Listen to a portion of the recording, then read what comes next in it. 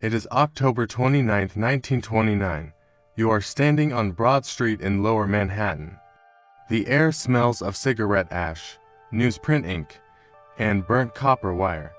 Ticker tape machines across 4,000 brokerage offices print numbers that make grown men weep. The Dow Jones Industrial Average sheds 11.7% in a single session. You watch a man in a wool pinstripe suit press both palms flat against plate glass. He does not move. The Smoot-Hawley tariff act of 1930 hasn't even passed yet, and already, the floor has gone. This is forensic history. 13 realities. Each one heartbreaking, each one real. By 1933, unemployment reached 24.9%. Nearly 1 in 4 working-age Americans had no paycheck. Breadlines stretched 6 city blocks in Chicago, Detroit, and New York simultaneously. The Federal Emergency Relief Administration, established May 12, 1933, recorded 28 million Americans receiving public relief by mid-decade. Men wore their best suits to stand in those lines. Pride demanded it. Shame required it. The Dust Bowl was not merely drought. Between 1930 and 1940, approximately 100 million acres of Great Plains topsoil were destroyed. Static electricity generated by moving dust was measured at 10,000 volts per meter during Black Sunday, April 14, 1935. That charge fused metal fences together across open fields. Silica particles smaller than 10 micrometers penetrated lung tissue directly, causing a condition physicians recorded as dust pneumonia.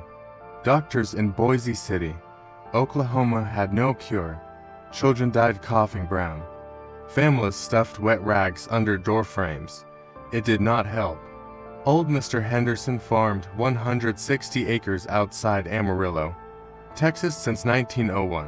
By 1934, 3 successive crop failures left him $847 in debt to First National Bank.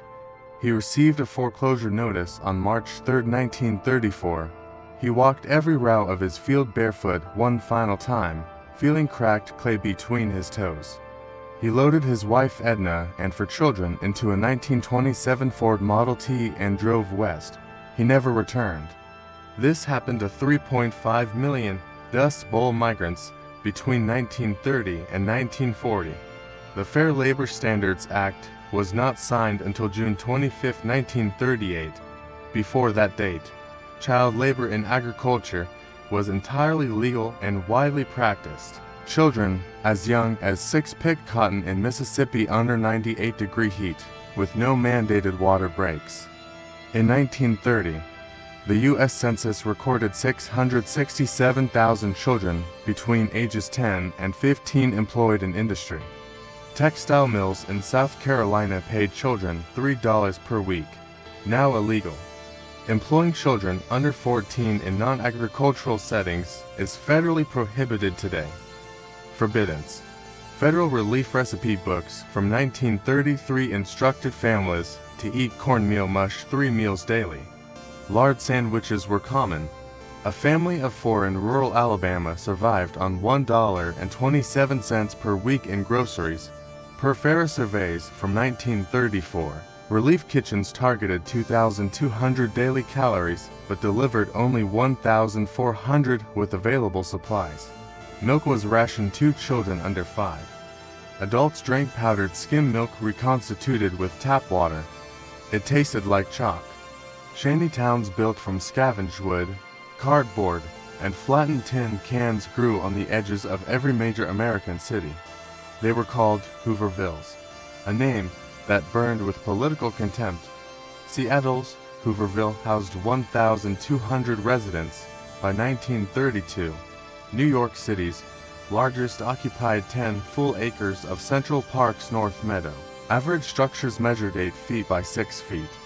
No insulation, no sewage, no water. Parks Commissioner Robert Moses ordered demolition in May 1933. Residents received nowhere to go. Gone. In 1930, 40% of American homes owned a radio. By 1940, That number climbed to 80%. Programs including Amos and Andy, The Jack Benny Program, Lux Radio Theater, The Lone Ranger, and Little Orphan Annie ran 6 nights weekly. Families gathered around Philco Model 20 Deluxe sets, RCA Victor Radiola consoles, and Zenith long-distance radios. Powering a Philco Model 20 cost 4 cents per hour at 1935 consumer rates. Families sometimes chose between the radio and a meal. They chose the radio. Roosevelt's 30 fireside chats reached an average of 60 million listeners per broadcast. The radio told Americans they were not alone. Mrs. Clara Weston of Cincinnati kept a medicine cabinet in 1936 containing Bayer aspirin, Vicks Vaporub, Listerine antiseptic, and a vial of laudanum. Laudanum was a tincture of opium dissolved in alcohol, purchased legally at a Cincinnati pharmacy for 35 cents in 1932. She rationed 5 drops nightly for her husband Robert's back pain, now illegal. Laudanum is a Schedule to controlled substance under the Controlled Substances Act of 1970. Toxic. Gone from shelves permanently. Between 1930 and 1933, 9,000 American banks failed. The Federal Deposit Insurance Corporation did not exist until June 16, 1933. Before that date, no depositor protection existed anywhere in America. A factory worker who saved $200 over 3 years could lose every cent overnight when his local bank collapsed. The average failed bank in 1931 held $1.4 million in deposits from 800 individual account holders. Those 800 people received nothing. Zero. Black Americans entered the Depression, already economically devastated by decades of systemic exclusion. When the New Deal launched in 1933, the Federal Housing Administration redlined black neighborhoods in 239 cities. The Agricultural Adjustment Act of 1933 paid white landowners to reduce crop production. Payments rarely reached black sharecroppers. In Mississippi, the average annual income for a black farm family in 1934 was $98. For a white farm family in the same state, it was $417. The New Deal saved millions. It did not save everyone equally. Documented, recorded. A ticket to King Kong at Radio City Music Hall in 1933 cost 25 cents for adults and 10 cents for children. Hollywood sold 70 million tickets weekly in 1930, in a nation of 123 million people. Films including It Happened One Night, Modern Times, Snow White and the Seven Dwarfs, Gone with the Wind, and The Wizard of Oz were not escapism. They were oxygen. Coal-heated theaters offered 90 minutes of warmth for a dime. Some families attended purely for the heat. Tommy Briggs was 18 years old and unemployed in Cleveland, Ohio in spring 1933. He enrolled in the Civilian Conservation Corps on April 7, 1933. 9 days after Roosevelt signed the Emergency Conservation Work Act, assigned to Allegheny National Forest in Pennsylvania, he planted 3,000 trees in his first month. He earned $30 per month, $25 sent directly home to his family in Cleveland. He slept in canvas tents through 11-degree Pennsylvania winters and considered it the best year of his life. 3 million young men passed through CCC camps between 1933 and 1942. New York City's Department of Health surveyed school children in 1932 and found 20.5% showed clinical signs of malnutrition. Rickets, caused by vitamin D deficiency, appeared in 7% of urban children under age 5. Pellagra, caused by niacin deficiency, killed 3,000 Americans in 1930 alone, primarily in the rural South. Physicians called the disease's progression the 4 Ds: dermatitis, diarrhea, dementia, and death. The cause was a diet of cornmeal, fatback pork, and molasses without protein or vegetable variety. A clinical dose of niacin cost 12 cents. Families could not afford it. Children died of a 12 cents deficiency. coal smoke, boiled cabbage, lye soap, 3-day-old bread. These were the sensory constants of Depression-era domestic life. Coal cost $14 per ton in 1931. An average Baltimore row house burned for tons per heating season, $56, nearly half a month's wages. Families burned whatever supplemented coal, twisted newspapers, scrap lumber, furniture. Chicago recorded 18 consecutive days below 12 degrees Fahrenheit in January 1934. People burned their dining room chairs to stay alive. The Emergency Food Administration distributed surplus commodities, including oleomargarine, hydrogenated vegetable fat, at 9 cents per pound under brand names Nucoa Margarine and Blue Bonnet. Laws in 22 states banned pre-coloring oleomargarine yellow, protecting dairy lobbies. Families received white margarine and a packet of yellow food dye separately. Children kneaded the color in by hand until the block turned gold. It was a chore. It became a game. Grace Okafor, born Grace Williams in Harlem in 1908, kept her 1929 Atwater Kent Model 55 radio above her kitchen stove. She cooked bean soup every Sunday and tuned to the Jack Benny program on NBC Blue Network. She lost her garment factory job in March 1931 and found work cleaning offices at $4.50 per week. She sent $1 monthly to her mother in South Carolina by postal money order and kept every expenditure recorded in a pencil ledger. On December 31, 1939, she wrote at the bottom of the final page, "Survived. 2 words. The entire decade, compressed, vagrancy laws in all 48 states criminalized homelessness outright. California's Vagrancy Act of 1872 remained fully enforceable throughout the entire Depression decade. Los Angeles police arrested 17,000 people under vagrancy statutes between 1931 and 1934. The arrested worked city road crews and projects without wages. Municipal governments used poverty as a labor source. Calculated, enforced. By 1933, 20,000 American schools had closed permanently due to lack of funding.